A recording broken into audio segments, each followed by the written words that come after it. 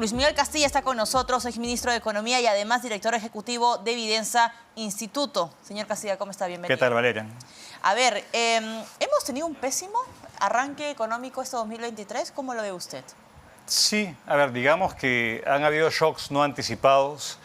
El año empezó mal desde diciembre con toda la convulsión social, la paralización de minas. El crecimiento del último trimestre del año pasado fue de 1 y poquito por ciento. Y luego de este trimestre ha sido una recesión, una pequeña recesión, ¿no? Y a la convulsión social devino el impacto climatológico del ciclón Yaku. Sí. Entonces, lo que estamos viendo es que los sectores más afectados a comienzo del año han sido el sector de la construcción, principalmente.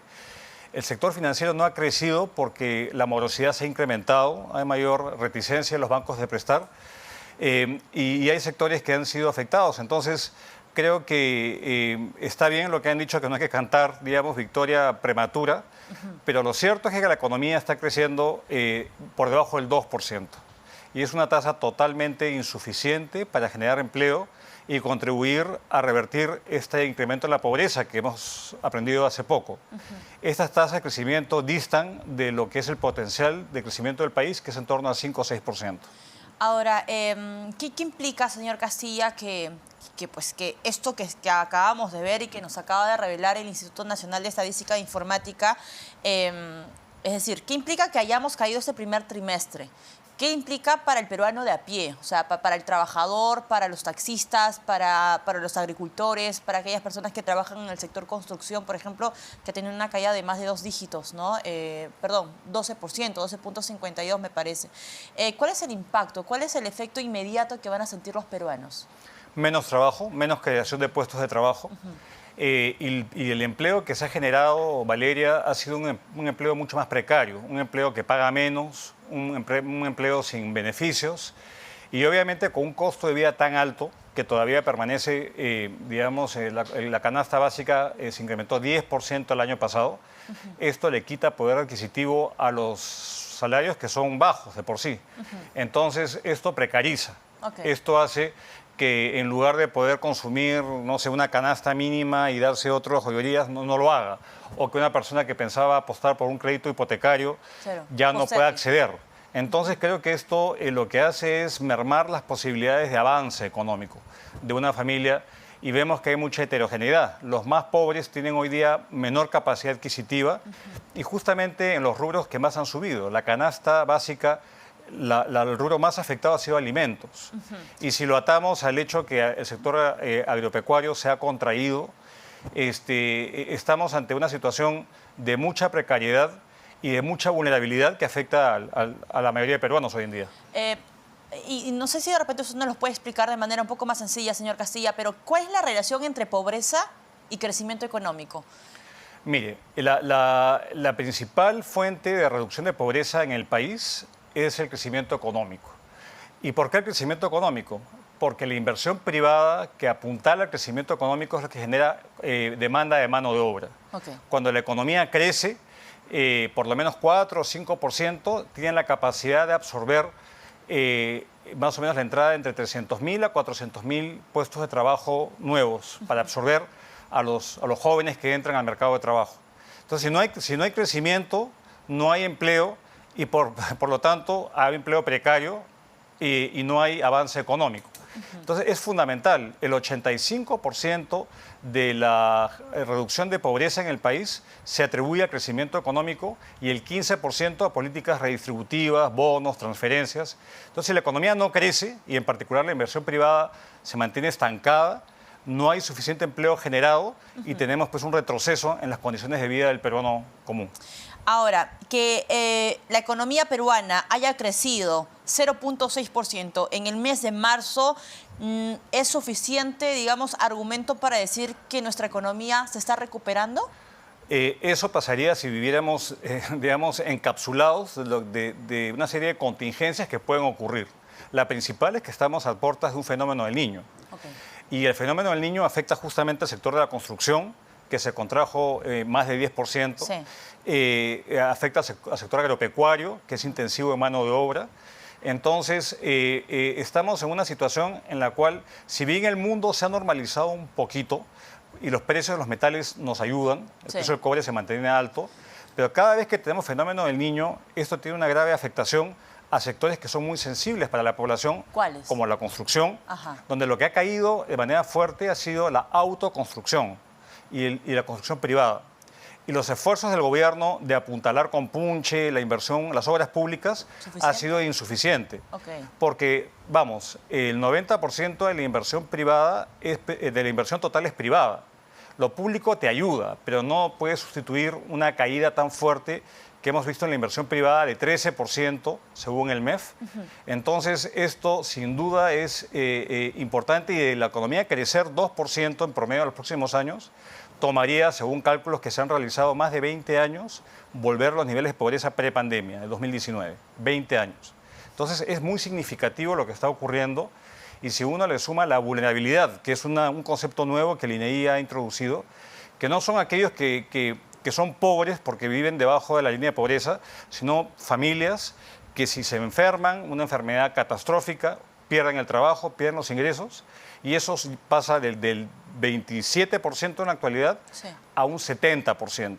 O sea, un 70% de los peruanos son vulnerables, o porque ya son pobres, o porque tienen una probabilidad relativamente alta de caer en la pobreza si ocurre un incidente, un siniestro como el que comento. Cuando hubo esta conferencia del Banco Central de Reserva, me parece que en marzo, el presidente del BCR, Julio Velarde, señalaba, pues, o sea, prácticamente se cumple lo que se había advertido, ¿no? Que el primer trimestre iba a ser un crecimiento de 0% o menos que esto, y pasó, una caída de 0.43%. Ahora, se espera entonces que abril la economía empiece a levantar cabeza. ¿Cuáles son los factores que podrían ayudar o gatillar un desempeño económico positivo en lo que queda del año? A ver, creo que un factor que debe disiparse es la incertidumbre, porque no hay inversión privada si no hay claridad respecto a las reglas del juego. Yo no le diría, pero es que ya no hay incertidumbre política como la hubo en diciembre, en la época de Pedro Castillo. ¿Qué tipo de incertidumbre estamos hablando? No, incertidumbre que nuevamente haya convulsión social y, por ejemplo, haya bloqueos de carreteras y bloqueo del acceso a las minas. Okay. La caída tan fuerte que se vio en el mes de enero y parte de diciembre del año pasado fue porque importantes minas no pudieron funcionar. Las Bambas paralizó y costó muchísimo esfuerzo volverlas a poner en producción plena.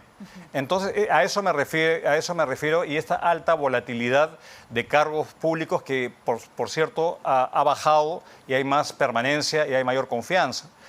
Pero un inversionista que decide apostar en el largo plazo, y que quiere firmar un contrato de concesión, una asociación público-privada.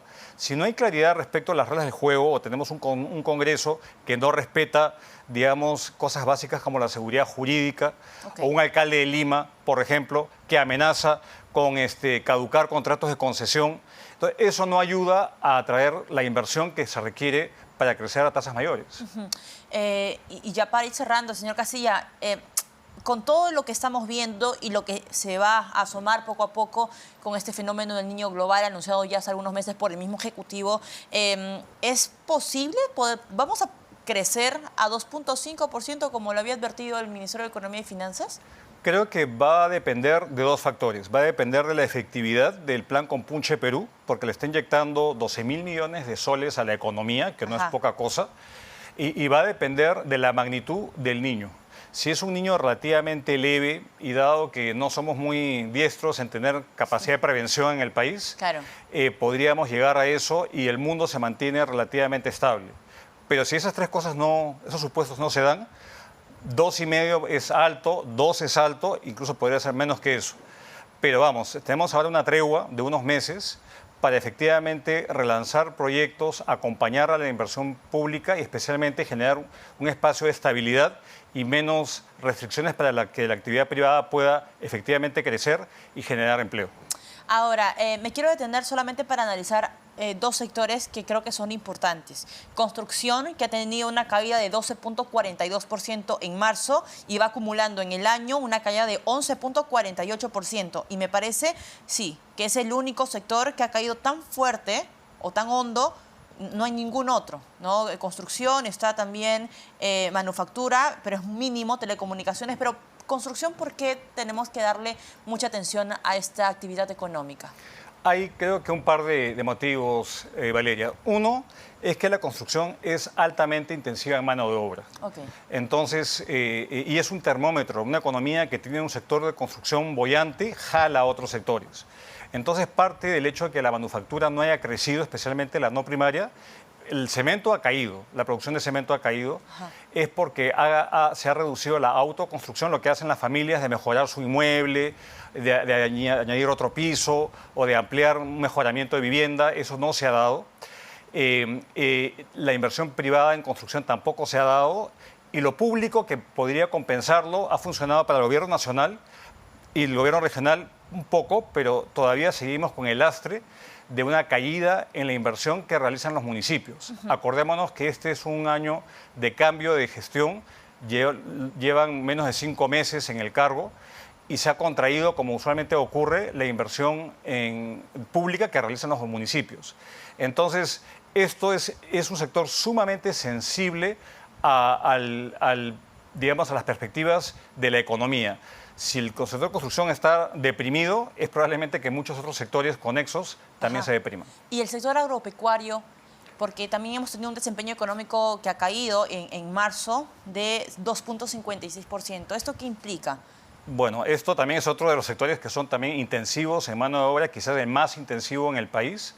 Y esto lo que implica, ¿por qué ocurre? Obviamente por las lluvias torrenciales, por los huaicos que han habido, todas estas, las heladas que hay ahorita en la sierra del Perú.